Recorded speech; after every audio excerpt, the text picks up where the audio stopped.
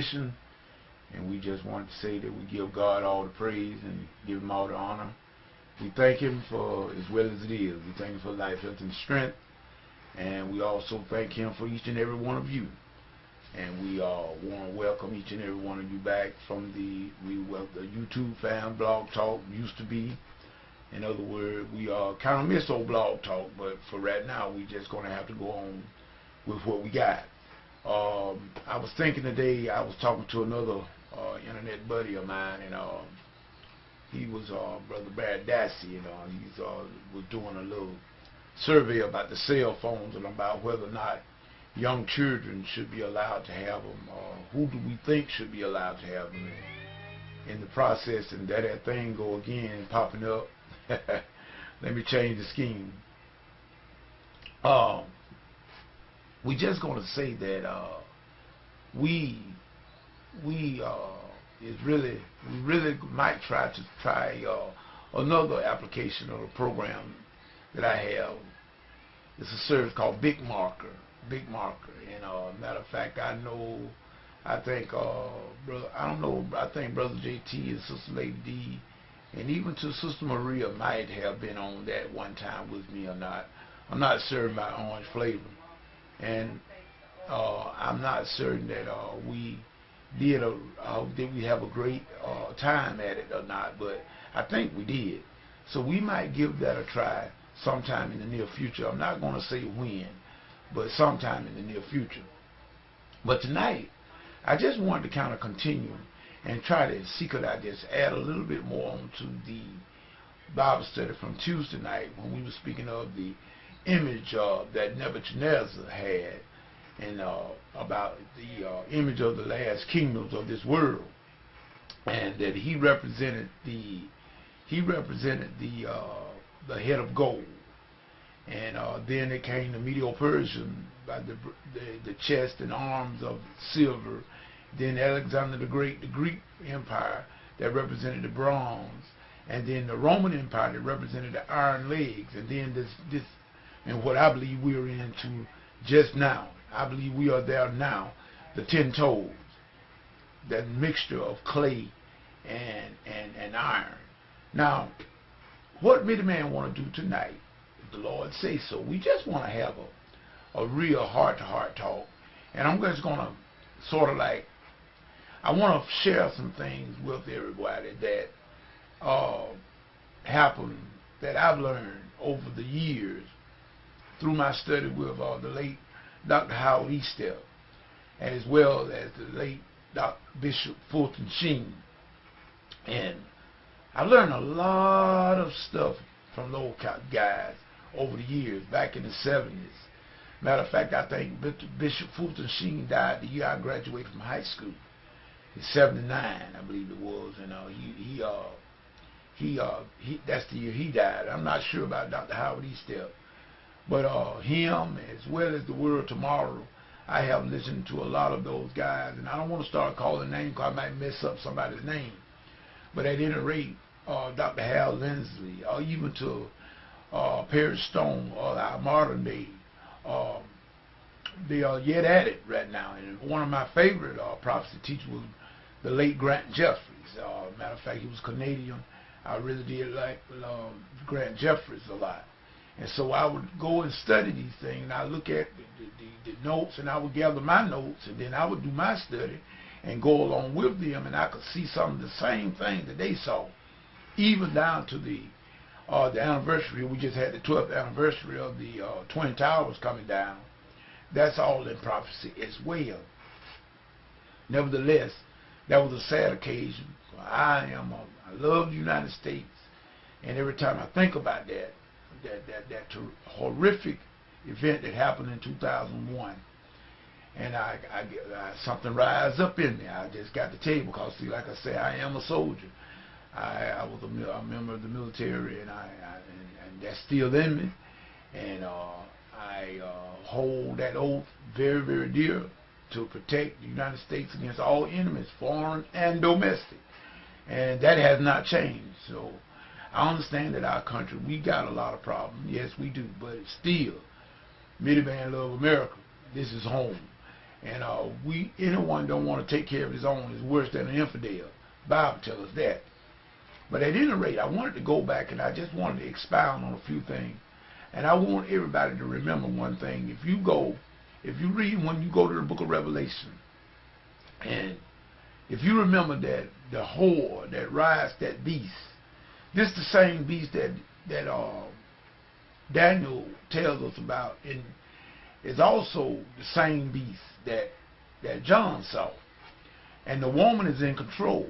Now, all of you know that a woman represents in the Bible, always, most of the time, especially after the New Testament, represented the church, represented God's people, the woman. The woman, as John saw in the book of Revelation, that was heavy with child, was depicting the nation of Israel. The woman represented the nation of Israel, Jesus being the child that was caught up into heaven, which God is his father. And then the devil persecuted the woman. Satan persecuted Israel because of the child. We know this to be true. We can see it all through history for the last 2,000 years.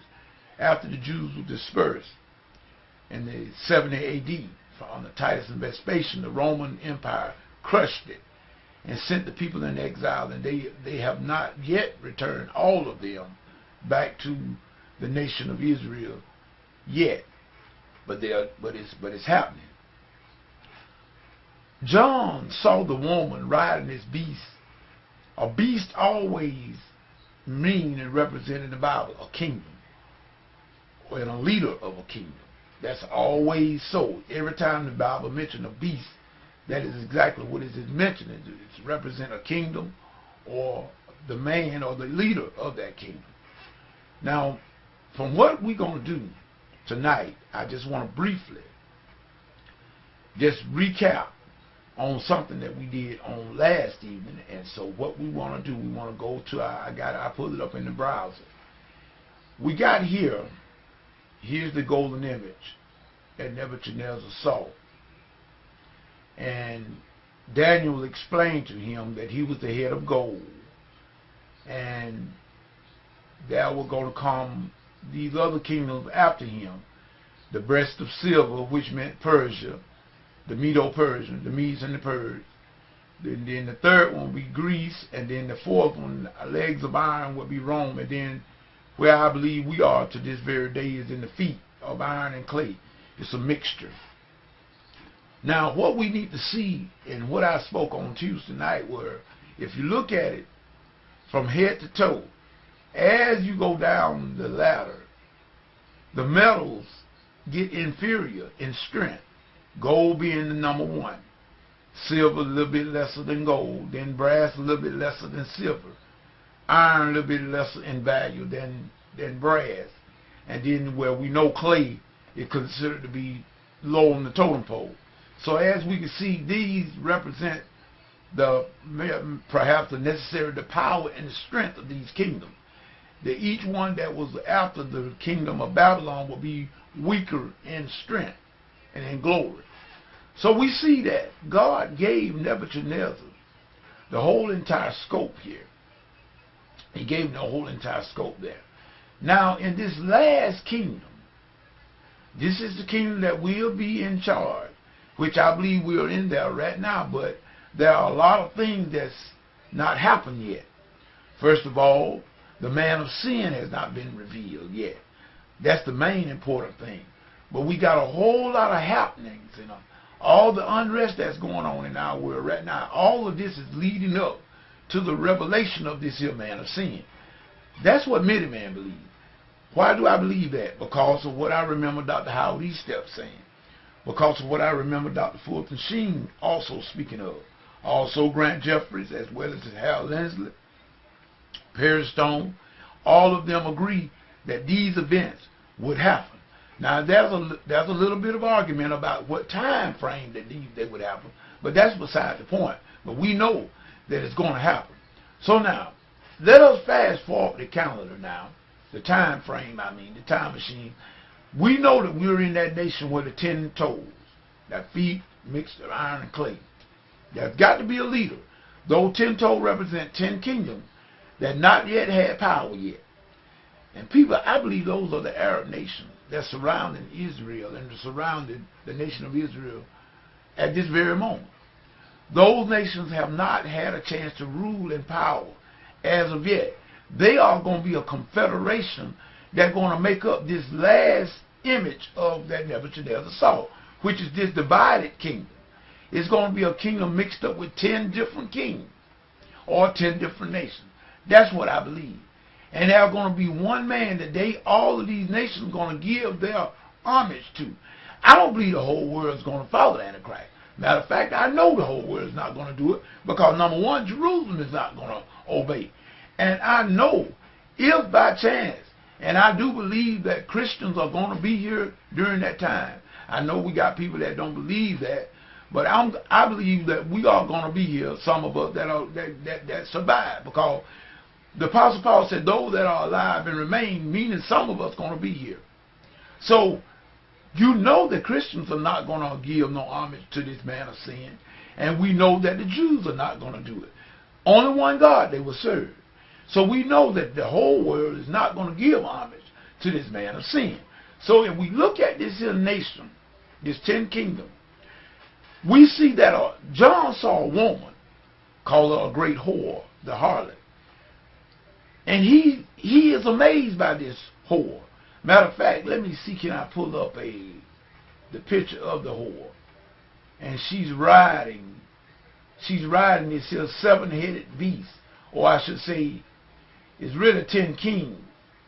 But as we can see here, that is 7-headed beast, and the woman that rides it. And John saw what they call Babylon the Great. Now, if we notice that this woman is going to be in control, she is riding this here last beast, this last kingdom of this world, which we are living in right now. This woman is going to be in control of that. What do y'all think of when you think of that? Now, we all know now the woman always depicts the church, didn't it? Why did John wonder? Why did John look at that with amazement? Many man belief is this is a false church. These are people that once was in the faith of Jesus Christ, but they left the faith of Jesus Christ to follow. This is the great apostasy. This is that great falling away that I believe that Paul and all of them talks about in the scripture. Because of this woman, the whore, represents this here false church. Could it be the Vatican? I'm not for certain. I'm not going to sit here and tell you exactly. But I know that for John to be amazed at it, it had to be, he saw where people who once were followers of Jesus Christ now have left the faith. This is why he was amazed. And he see that this false church giving power and riding this last beast, which is this last world system that we are in. Okay, people, think about it. Think about it. That woman. Think about it. This woman is a great city.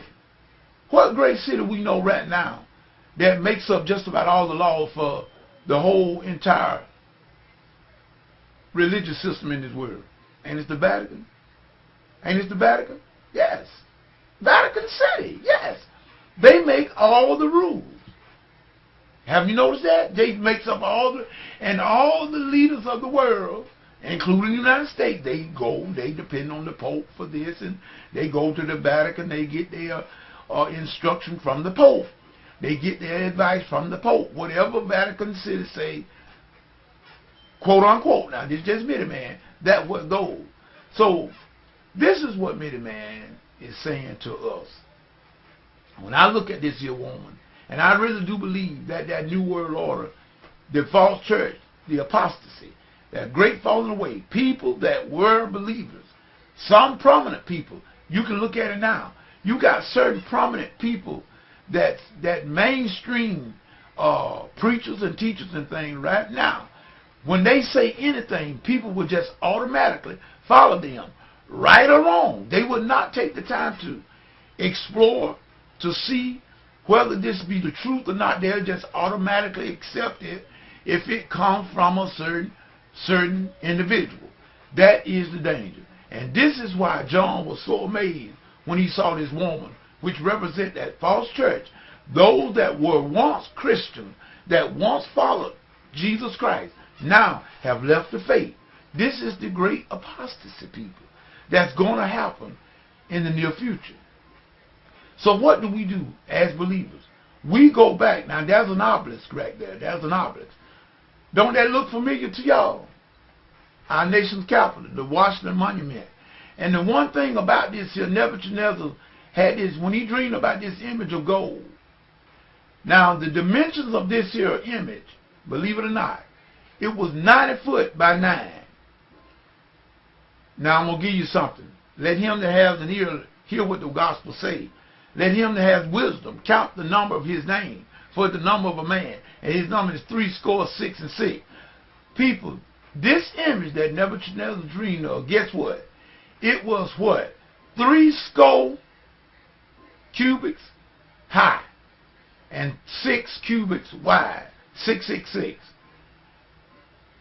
There it is right there. It was 9 foot by 90.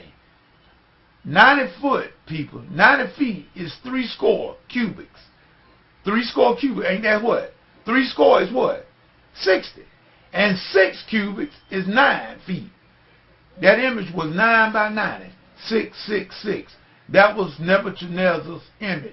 This image right here that he dreamed, that God gave him in a dream, that image was that. Those very dimensions were 666.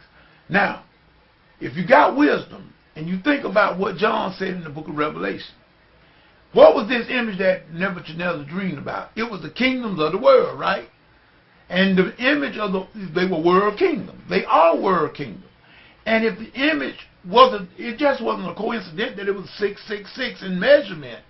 But if we can look at that, it doesn't take a rocket scientist to figure out that this number is not something that we are thinking, you know, like this scientific and all this here crazy idea of some sort of lewd, some sort of that's a misdemeanor idea of what it's supposed to be about.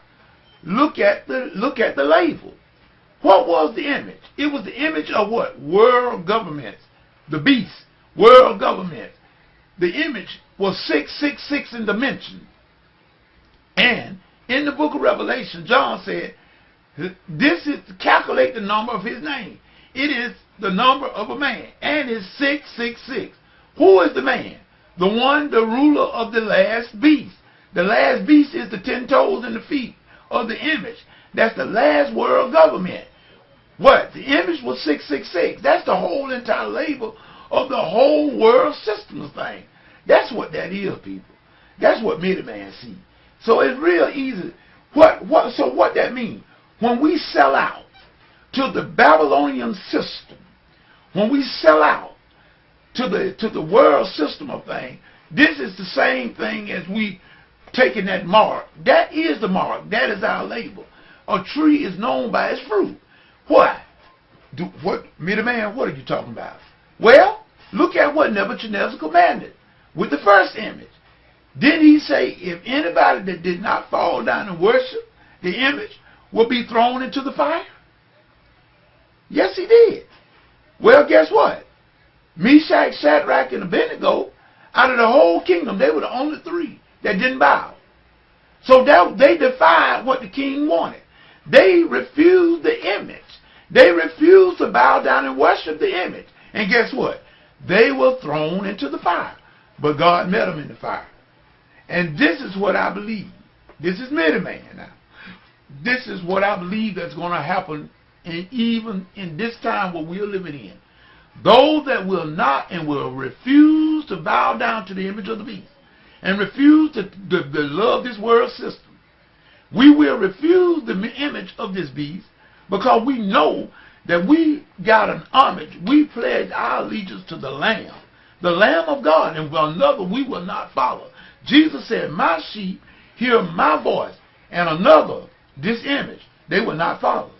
So, in these last days and in this here last kingdom, where the woman, the whore of Revelation is going to ride, she's called the whore of Revelation, the harlot. She is that false church, I believe, the apostasy, the fallen away, people who once believed, now do not believe anymore. They have sold themselves out to the last beast of the image of Daniel, the image of Nebuchadnezzar, that 10 kingdom that's already here. And I do believe this just many man. I'm just speaking by myself from years of study, from years of going along with Dr. Howard Eastep, Bishop Fulton Sheen, Hal Lindsey, Perry Stone, just to name a few. Grant Jeffries, our late Grant Jeffries, that's gone on, and a few others that was great in Bible prophecy. And I can see the handwriting on the wall. And I'm hoping that by this, that everybody else can see it. People, don't be deceived. Do not be deceived. It's very, very... See, Satan don't come in. He comes in as an angel of light. This man of sin going to come in not as a man of sin. He going to come in as a man of peace. But all hell going to break loose in the middle of the week. It tells us that in the book of Daniel. It tells us that in the book of Revelation. So what we need to do now, as Christians, as followers of the Lamb, we need to be letting people know about this whore, this apostasy that is soon to come. We need to be letting people know about what Nebuchadnezzar saw, that God gave him this dream and showed him the kingdom of this world. We need to be telling people about Jesus and about salvation. The gift of God is eternal life through his Son. This is where we are in human history, people. And we're soon and very soon, all this stuff that's happening now is boiling. It's getting ready. And in just a few more days, I do believe in just a few more days, things are lining up. And everything is pointing to the man of sin. Everything is getting right. We are looking for, man is looking for, he's looking for a way out. He's looking for an answer. And this man of sin, he's going to have an answer to everything. But he's going to be the answer to the whole world system of things. But oh brother, only for an hour, the Bible calls it, because it's going to be very, very short-lived. But when Jesus comes, that stone that's hewn with that hand, it's going to smash that thing, that image, into pieces, and going to pulverize it. And that stone, which is represented by God's kingdom, Jesus, King of kings, Lord of lords, is going to fill this whole earth. And his government, there will be no end. That is the time where we are fast approaching, people. It's right on us. It's right on us right now. So the time is not for us to get discouraged, but to be encouraged. And let us do the will that Jesus left for all believers. He said, go ye into all the world and preach and teach his gospel to all creatures, poor, bond, free, to everybody, everywhere. And let them know that I'm coming. And I'm coming soon. That's the Great Commission, to preach his gospel. And he said, lo, I'm with you always, even until the end of this age. And people, we are at the very dawn of the end of the age right now. So let us get ready, because the train is coming. And as many men always say, whatever you get into, if God is not in it, it's best that you come out of it. It's Mitty Man saying peace, and until next week, on another installment of the online Bible study with YouTube. Walk through the word with the Mitty Man saying peace. Goodbye.